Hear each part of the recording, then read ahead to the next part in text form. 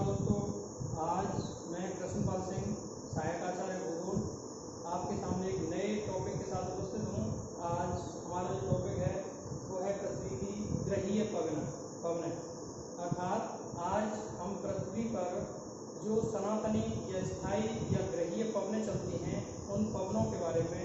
Discuss करेंगे। तो यहाँ पर बाकायदा मैंने पूरा डायग्राम बनाया हुआ है। इस डायग्राम में हम देख सकते हैं पवनों का संचार, ये पूरी पृथ्वी का या ग्लोब का जो है चित्र मैंने यहाँ पर बनाया हुआ है। और इसमें ध्रुवीय विभिन्न प्रकार की जो ग्रहीय पवनें हैं उन ग्रहीय पवनों को दर्शाया गया है। तो यहाँ हम उन ग्रहीय पवनों के बारे में एक एक करके विस्तार से अध्ययन करेंगे। तो सबसे पहले हम ये जानते हैं कि जो पवनें हैं उन पवनों का चलने का पैटर्न क्या होता है और पवनें कहाँ से कहाँ या किस स्थान से किस स्थान की ओर चलती हैं। तो सीधे तौर पर पवनों का चलने का जो संबंध है वो वायुदाब से रिलेटेड है, अर्थात वायुदाब के अनुसार ही पवनें चलती हैं। और वायुदाब में उच्च वायुदाब से निम्न वायुदाब की ओर हमेशा पवनें चलती हैं। तो पवनों का जो क्रम है हमेशा उच्च वायुदाब से निम्न वायुदाब की ओर होता है। और इसमें जो पृथ्वी का घूर्णन है उस पृथ्वी के घूर्णन की वजह से एक बल उत्पन्न होता है जिसको हम कोरियोलिस बल के नाम से जानते हैं। ये बल की खोज जीजी कोरियोलिस नामक एक विद्वान थे, उन्होंने की और उसी आधार पर इस बल को कोरियोलिस बल के नाम से जाना जाता है। घूर्णन की वजह से उत्पन्न इस कोरियोलिस बल से पृथ्वी पर स्वतंत्रता पूर्वक भ्रमण करती हुई कोई वस्तु या कोई भी तथ्य अर्थात जैसे पवनें हैं तो उनकी गति के उनकी दिशा में परिवर्तन हो जाता है।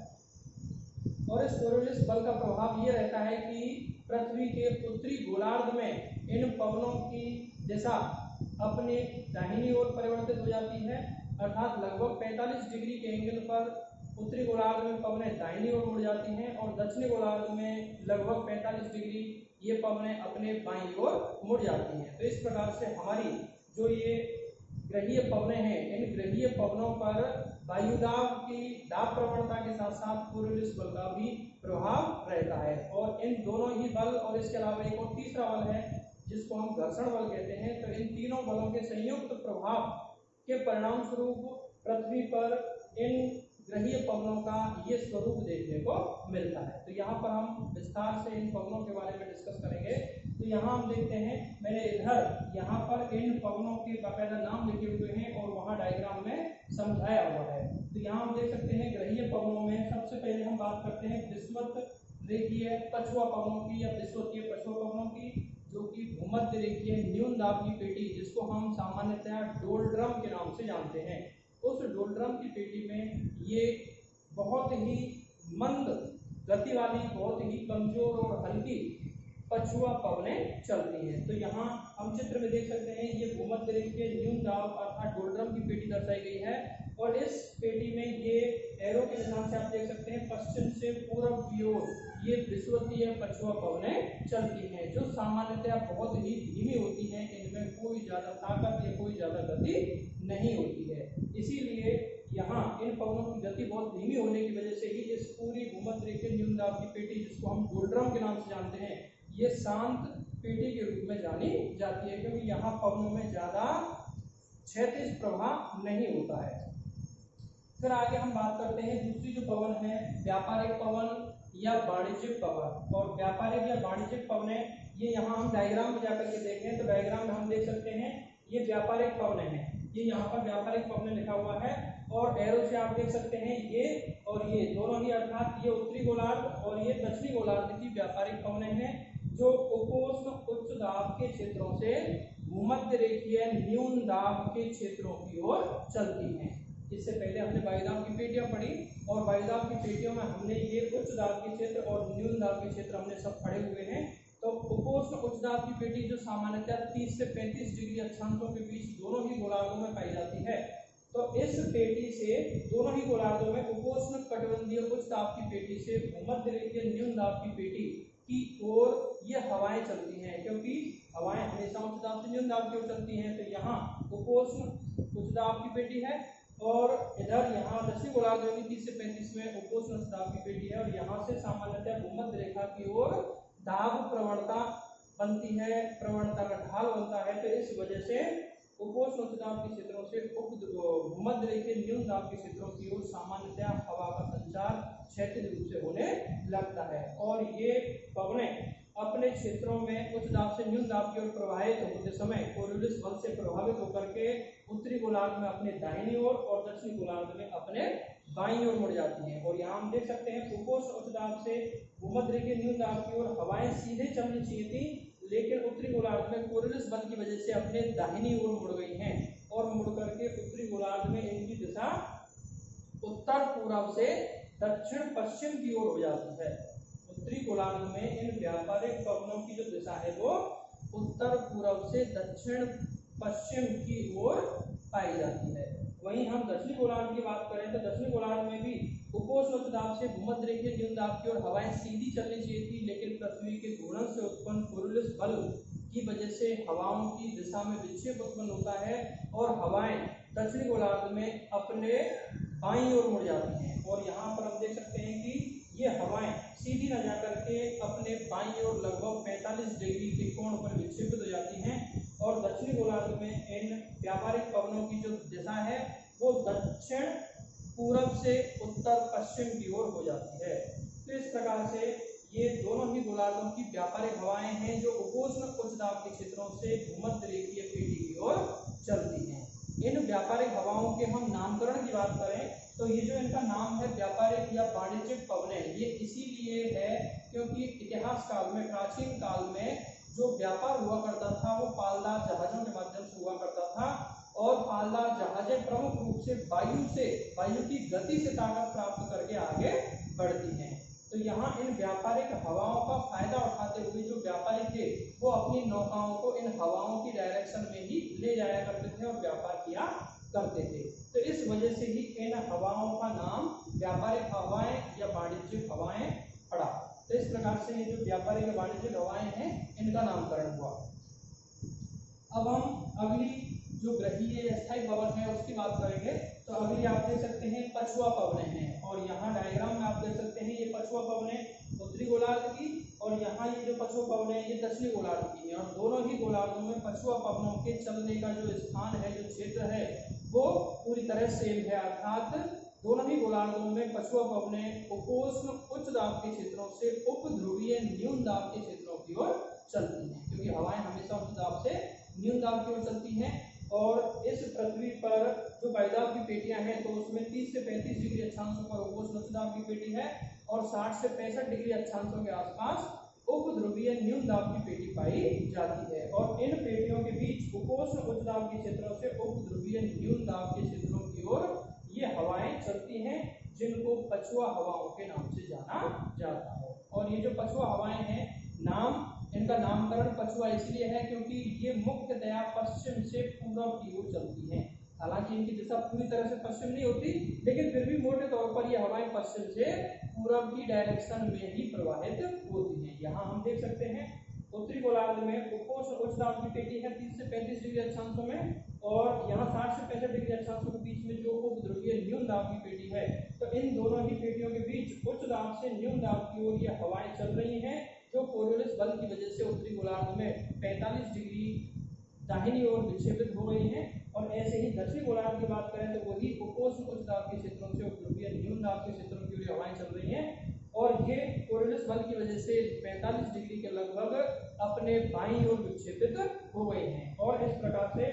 इन पछुआ हवाओं की उत्तरी गोलार्ध में जो दिशा है वो आपके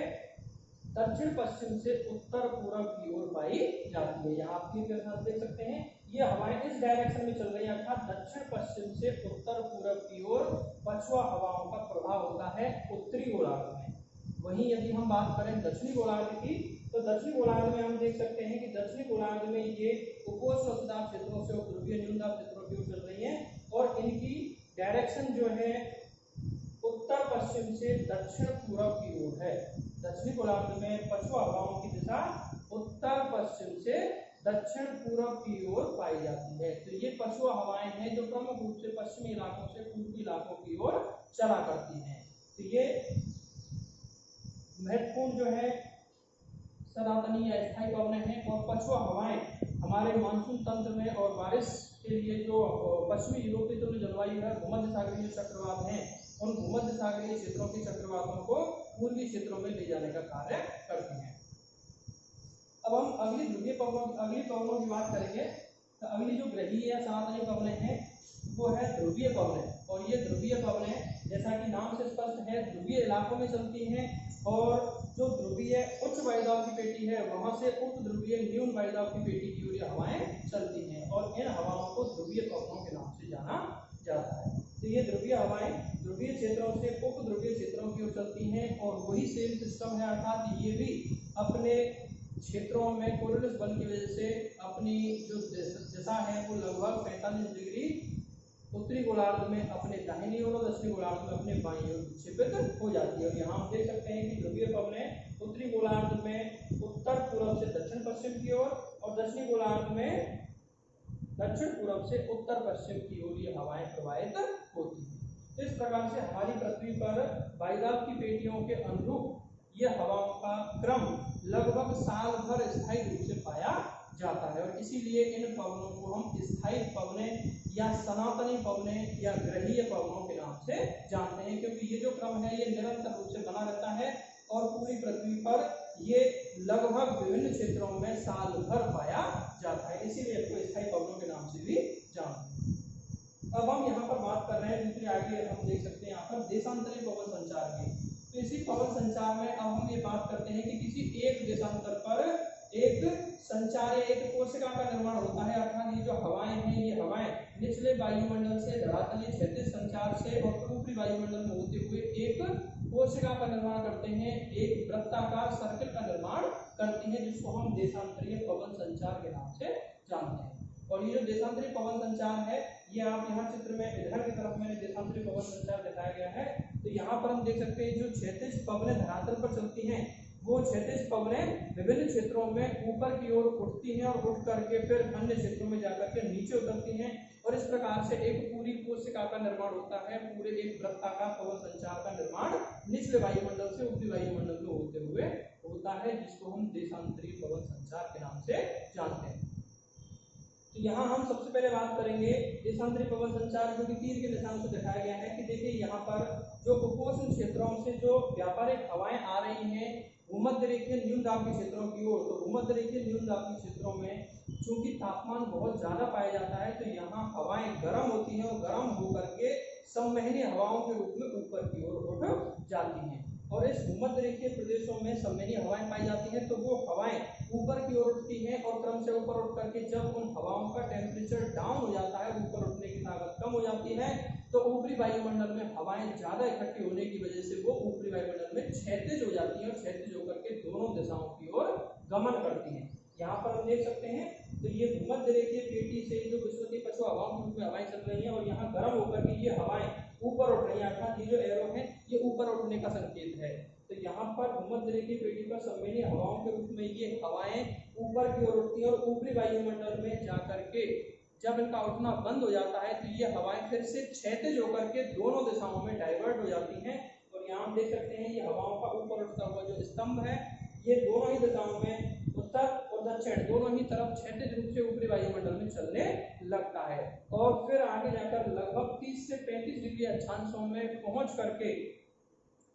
ये हवाएं नीचे की ओर उतरने लगती हैं। 30 से 35 डिग्री अक्षांशों के आसपास दोनों ही गोलार्धों में ये हवाएं ऊपरी वायुमंडल में ज्यादा इकट्ठी होने की वजह से वहां वायुदाब अधिक हो जाता है और निचले क्षेत्र में वायुदाब कम रहता है, इसलिए हवाएं ऊपरी वायुमंडल से नीचे की ओर बैठने लगती हैं ग्रेविटी की वजह से, भारी होने की वजह से, और इस प्रकार से ये ऊपर उठती हुई जो हवाएं हैं ये 30 से 35 डिग्री अक्षांशों में नीचे उतरती हैं। हम देख सकते हैं यहाँ पर ये हवाएं क्रमशः नीचे उतर रही हैं, और इसी वजह से उपोष्ण उच्च दाब का जो क्षेत्र बना है उसका मुख्य वजह यही है कि हवाएं ऊपरी वायुमंडल से इन इलाकों में नीचे की ओर बैठती हैं, जिससे निचले वायुमंडल में हवाओं की सघनता बढ़ जाती है और वायुदाब उच्च हो जाता है। तो इस प्रकार से ये जो कोशिका बनी जो भूमध्य रेखीय क्षेत्रों से हवाएं ऊपर उठी और फिर ऊपरी वायुमंडल जाकर के क्षैतिज होकर के 30 से 35 डिग्री अक्षांशों पर नीचे उतरी, तो ये पूरा एक सर्किल बनता है यहाँ से ऐसे करके, और ये पूरा एक सर्किल, और फिर ये हवाएं क्षैतिज रूप से व्यापारिक पवनों के रूप में वापस भूमध्य रेखीय क्षेत्रों की ओर जाते हैं। तो इस प्रकार से ये जो एक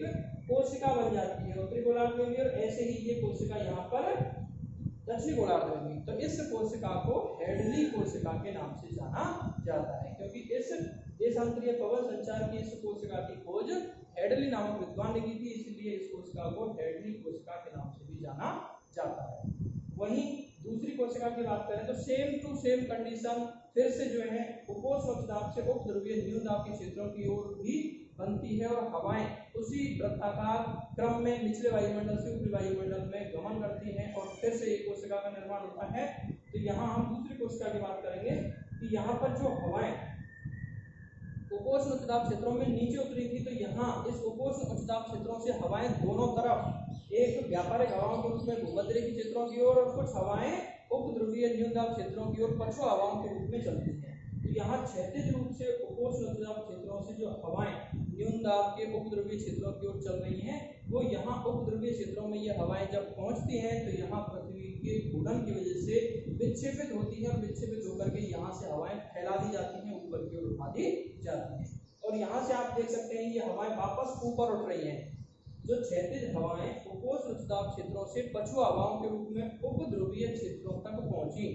वो उप ध्रुवीय क्षेत्रों में विक्षेपित कर दी जाती हैं और हवाएं ऊपर उठ जाती हैं और हवाएं ऊपर उठ करके ऊपरी वायुमंडल में गमन करती हैं और ऊपर जाकर के जब हवाओं का ऊपर उठना बंद हो जाता है तो फिर से वो क्षैतिज होकर के दोनों दिशाओं में ध्रुवों की ओर और दूसरा उपोष्ण क्षेत्रों की ओर क्षैतिज हो जाती हैं ऊपरी वायुमंडल में। और फिर आगे जाकर के ये जो हवाएं हैं क्षैतिज रूप से चल करके उपोष्ण क्षेत्रों में पुनः नीचे उतरती हैं। तो इस प्रकार से यहाँ दूसरी कोशिका बनी। आप देख सकते हैं कि ये उपोष्ण उच्च दाब क्षेत्रों से हवाएं क्षैतिज रूप से यहाँ चल रही हैं उपध्रुवीय क्षेत्रों की ओर, उपध्रुवीय क्षेत्रों से ये हवाएं पुनः ऊपर की ओर उठ रही हैं और ऊपरी वायुमंडल में फिर से क्षैतिज होकर के ये हवाएं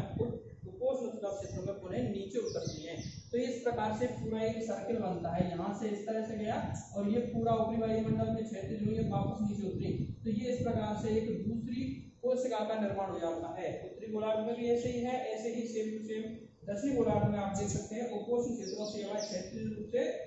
उप ध्रुवीय क्षेत्रों तक गई, यहाँ से फिर ऊपर उठी और ऊपर उठ करके फिर ऊपरी वायुमंडल में क्षैतिज हुई और क्षैतिज होकर वापस उपोष्ण उच्च दाब क्षेत्रों के नीचे उतरी। तो इस प्रकार से एक दूसरी कोशिका का निर्माण होता है और इस दूसरी कोशिका का जो खोज है वो फेरल नामक विद्वान ने की थी, इसीलिए उनके नाम पर ही ये कोशिका या ये जो देशांतरी संचार है वो फेरल कोशिका के नाम से जानी जाती है। तो ये दूसरी कोशिका हुई जिसको हम फेरल कोशिका कहते हैं। तो ये देशांतरी पवन संचार है जिसमें किसी एक देशांतर पर हवाएं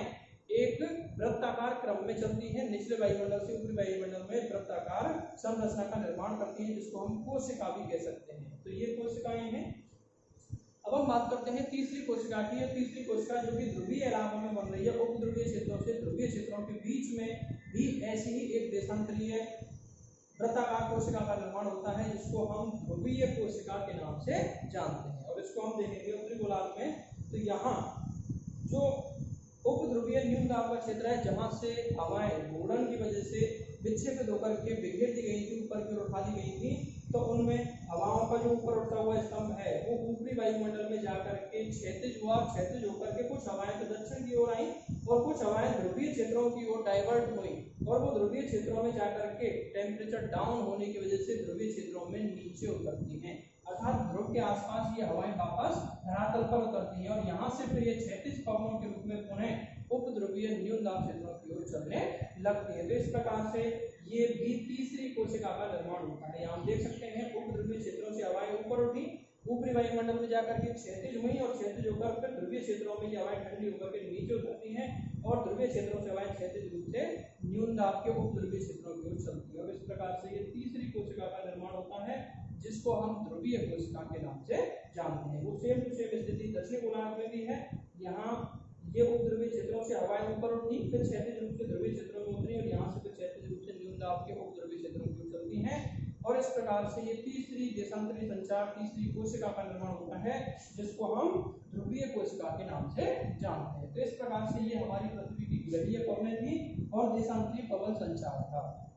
इस ग्रहीय पवनें और देशांतरी पवन संचार जो हमारी पृथ्वी पर पवनों का एक स्थायी संचार है, तो ये पवनें विभिन्न क्षेत्रों में वहां की जलवायु और अन्य विभिन्न तत्वों को प्रभावित करते हैं। तो इस प्रकार से आज हमारा जो टॉपिक था ग्रहीय पवनों का, आशा करता हूँ आपको इस टॉपिक में काफी महत्वपूर्ण जानकारी सीखने को मिली होगी और मेरा वीडियो आपको पसंद आया होगा, उम्मीद करता हूँ। आज आगे अब हम नेक्स्ट वीडियो के साथ पुनः आपके साथ प्रस्तुत होंगे। धन्यवाद।